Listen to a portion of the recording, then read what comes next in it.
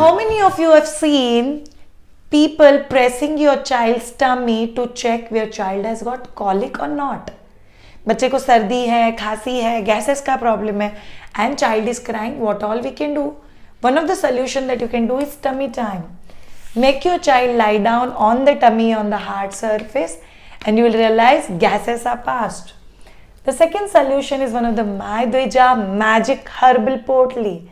It is a potli made in a hand shape which is called as hand of care.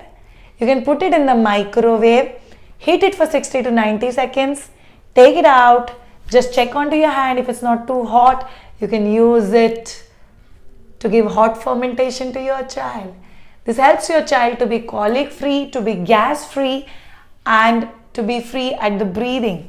This you can use even at the back, and once its use is done, you can just put it next to your child's head so the child can breathe all the herbs.